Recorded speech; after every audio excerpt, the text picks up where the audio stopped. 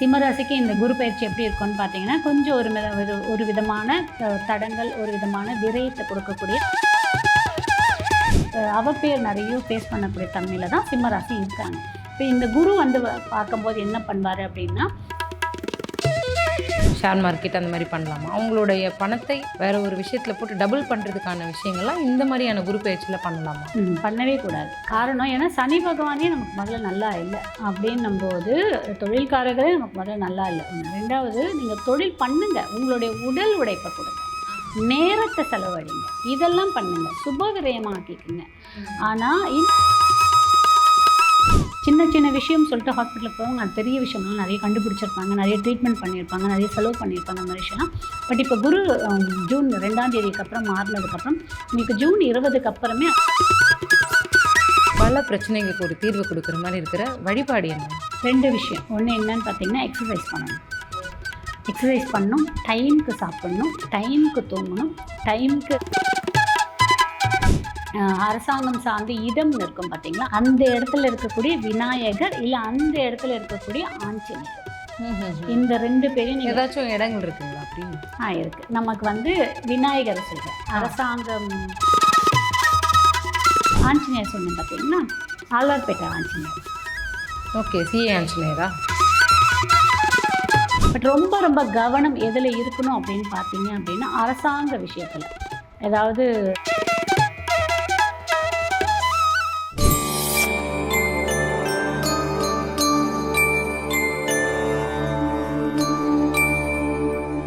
வணக்கம் மேம். கடகராசி முடிஞ்சு அதுக்கு அடுத்ததாக வந்து சிம்மராசிக்கான குரு பயிற்சி இந்த வருஷம் அவங்களுக்கு எப்படி இருக்கு? சிம்மராசிக்கு இந்த குரு பயிற்சி எப்படி இருக்கும்னு பார்த்தீங்கன்னா, கொஞ்சம் ஒரு விதமான தடங்கள், ஒரு விதமான விரயத்தை கொடுக்கக்கூடிய தன்மையாக இருக்கும்.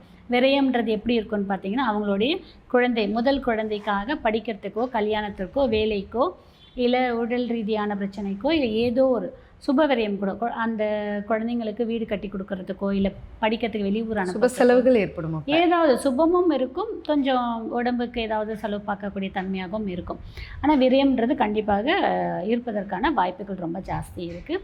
ஏன்னா ஏற்கனவே சிம்மராசிக்கு வந்து அஷ்டாத்த மாதத்தில் சனி பகவான் அமர்ந்திருக்கார். ஏற்கனவே அவங்க கொஞ்சம் ஒரு மாதிரி இறுக்கமான நிலைமையில் தான் இருக்காங்க.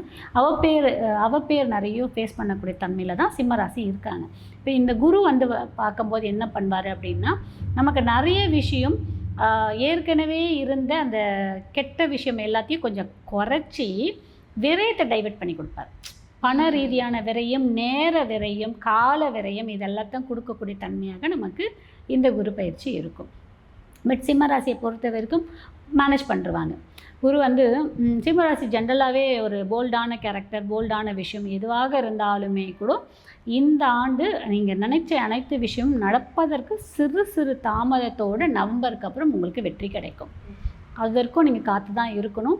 பட் ஆனால் விரயத்தை நீங்கள் ஒரு நல்ல சுப விரயமாக ஆக்கிக்கிறதுக்கு முயற்சி பண்ணுங்க. சுப விரயமாக இருக்கும், அதை வந்து நம்ம எப்படி கன்வெர்ட் பண்ணிக்கிறோம் அப்படிங்கிறத பொறுத்து தான். இப்போ இவங்க வந்துட்டு ஒரு நீங்கள் சொல்கிற அந்த விரயம் அப்படிங்கிறது வந்து ஒரு பிஸ்னஸ் ஸ்டார்ட் பண்ணி அதில் இன்வெஸ்ட் பண்ணலாமா, ஷேர் மார்க்கெட் அந்த மாதிரி பண்ணலாமா, அவங்களுடைய பணத்தை வேறு ஒரு விஷயத்தில் போட்டு டபுள் பண்ணுறதுக்கான விஷயங்கள்லாம் இந்த மாதிரியான குரு பயிற்சியில் பண்ணலாமா?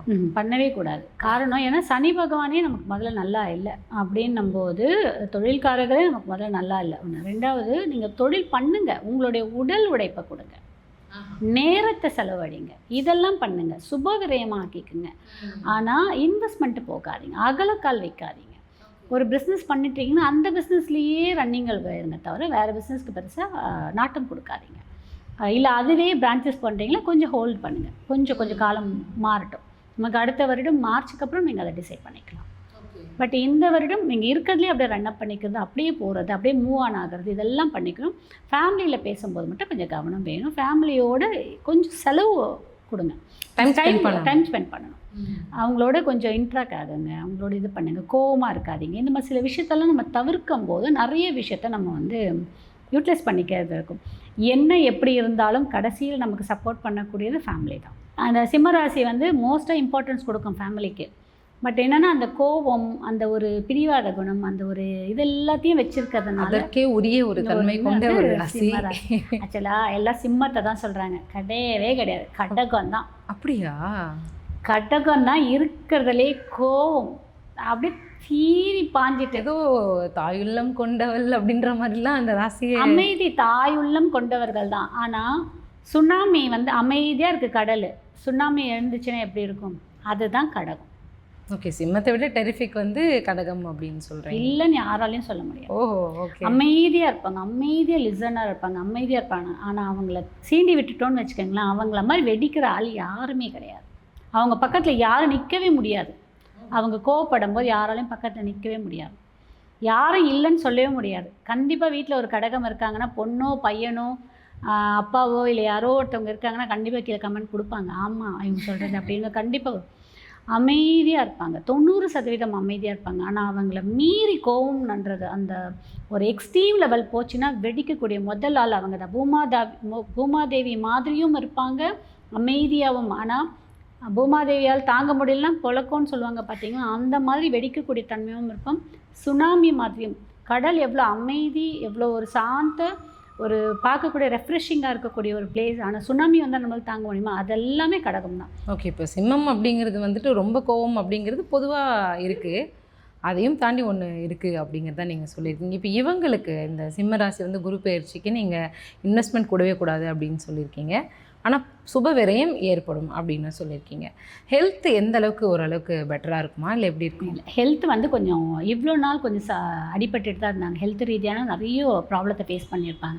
சின்ன சின்ன விஷயம் சொல்லிட்டு ஹாஸ்பிட்டலுக்கு போவாங்க, அது பெரிய விஷயம்லாம் நிறைய கண்டுபிடிச்சிருப்பாங்க, நிறைய ட்ரீட்மெண்ட் பண்ணியிருப்பாங்க, நிறைய செலவு பண்ணியிருப்பாங்க, அந்த மாதிரி விஷயம்லாம். பட் இப்போ குரு ஜூன் 2ஆம் தேதிக்கு அப்புறம் மாறினதுக்கப்புறம் உங்களுக்கு ஜூன் 20க்கு அப்புறமே அதுலேருந்து நல்ல ஒரு ரெக்கவரி கிடைக்கும். நீங்கள் சாப்பிட்ட நீங்கள் ஹாஸ்பிட்டலில் ட்ரீட்மெண்ட்காக சாப்பிட்ட மெடிசன் உங்களுக்கு ரெஸ்பாண்ட் பண்ண ஆரம்பிக்கும்.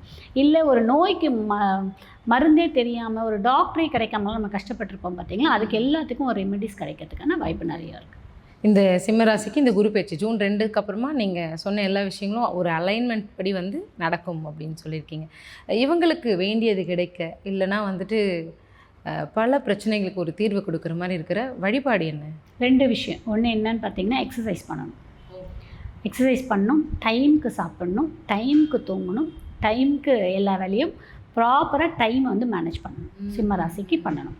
மோஸ்ட்டாக அப்படி தான் இருப்பாங்க. பட் இதுலேயும் ரொம்ப இம்பார்ட்டன்ஸ் கொடுப்பாங்க ஹெல்த்துக்கு, சிம்மராசியை பொறுத்த வரைக்கும். அதில் இவங்க இன்னும் கொஞ்சம் இம்பார்ட்டன்ஸ் கொடுக்கணும். ஒன்று, ரொம்ப கவலையே படக்கூடாது. என்ன நடந்தாலும் ஸ்ட்ரெஸ் எடுத்தால் இன்னும் ஜாஸ்தி உடம்பு தான் அஃபெக்ட் ஆகணுன்றது கொஞ்சம் கவனம் வச்சுக்கணும்.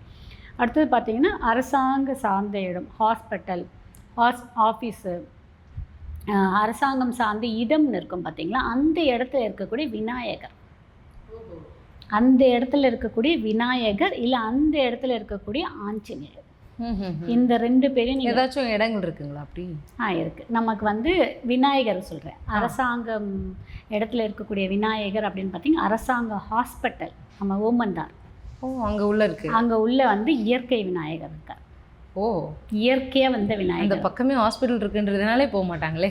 இல்லை உள்ள கவர்மெண்ட், நான் சொன்னேன் கவர்மெண்ட் ஹாஸ்பிட்டல் விநாயகர். அந்த இடத்துக்கு போகும்போது உடல் ரீதியான பிரச்சனைகள் சால்வ் ஆகும். ஓகேங்களா? அப்புறம் ஆஞ்சநேயர் சொன்னேன் பார்த்தீங்களா, ஆழ்வார்பேட்டை ஆஞ்சநேயர். ஓகே, சிஏ ஆஞ்சநேயரா? ஆழ்வார்பேட்டை, அது ஆழ்வார்பேட்டை ஆஞ்சநேயர். அவர் வந்து அரசாங்க கட்டடத்துக்குள்ளே தான் இருக்கார் ஆஞ்சநேயர். ஸோ இந்த மாதிரி நம்ம போயிட்டு வர நமக்கு ஒரு நல்ல ஒரு மாற்றங்கள் கிடைக்கும் சிம்மராசிக்காரர்கள். Super ma'am. இப்போது வழிபாடு சொல்லியாச்சு, எந்த விஷயத்தில் கவனமாக இருக்கணும்? இல்லைனா அந்த ப்ளஸ்ஸு மைனஸ்ன்னு ஒரு விஷயம் இருக்கும். இந்த குரு பயிற்சி வரும்பொழுது இதெல்லாம் ப்ளஸ்ஸாக இருக்குப்பா, இதெல்லாம் மைனஸாக இருக்குப்பா அப்படின்னு சொல்லிட்டு ப்ளஸ் போயிடலாம். ப்ளஸ்ஸுன்னா நீங்கள் எதிர்பார்க்காத சில விஷயங்கள் நடக்கும். நீங்கள் எந்த விஷயத்தை எதிர்பார்த்துட்டே உட்காந்திங்கன்னா அது நடக்காது. எதிர்பார்க்காம கம்மன் விட்டிங்கன்னா அந்த விஷயம் நடக்கும். ஒன்று, ஏன்னா 8க்கு சனி பகவான் இருக்கார், குரு வந்து 12ல் பார்க்க போகும்போது அந்த மாதிரியான ஒரு ரீதியான தோணும். அதே மாதிரி எதிர்பார்க்காத பண வரவு வரும், எதிர்பார்க்காத குட் நியூஸஸ் வரும், இது எல்லாமே. பட் ரொம்ப ரொம்ப கவனம் எதில் இருக்கணும் அப்படின்னு பார்த்தீங்க அப்படின்னா, அரசாங்க விஷயத்தில் ஏதாவது நோட்டீஸ் வருது, இல்லை ஃபைன் பெனால்ட்டி பே பண்ணணும்னா பண்ணிடணும், இல்லை சில விஷயத்தை படித்து பார்த்து சைன் பண்ணணும். வண்டி ஓட்டிகிட்டு போகிறீங்கன்னா ரூல்ஸ் அண்ட் மெயின்டைன் பண்ணணும்னா மெயின்டைன் பண்ணணும். வண்டிக்கு இன்சூரன்ஸ் வேணுமா, இன்சூரன்ஸ் செக் பண்ணிக்கணும், நம்ம கரெக்டாக இருக்கணும். ஆமாம், உங்களுக்கு இன்சூரன்ஸ் வேணுமா, உங்களுக்கு இன்சூரன்ஸ் செக் பண்ணிங்க. எல்லாத்துலேயும் நீங்கள் கரெக்டாக இருந்துட்டிங்கன்னா இந்த ஆண்டை வந்து அழகாக கடந்துடலாம். Super ma'am. இப்போது சிம்மராசிக்கு வந்துட்டு குரு பெயர்ச்சி பலன்களும் சொல்லிட்டீங்க, அவங்க வழிபட வேண்டிய தெய்வங்களும் சொல்லிட்டீங்க, அவங்களோட ப்ளஸ் சொல்லிட்டீங்க, மைனஸை சொன்னேன். எல்லாத்துலேயுமே கவனம் வேணும். அது அவ்வளோதான். ஆமாம், முக்கியம் அது மட்டும்தானே. கவனம் வேணும். ரொம்ப நிறைய நல்லது நடக்கும்னு நினச்சிட்டு ரொம்ப அசால்ட்டாக இருந்துட்டிங்கன்னா அதுதான் நம்மளை காலம் வரை விட்டுரும். ஓகே. ஸோ குருட்டு நம்பிக்கை வேண்டாம்.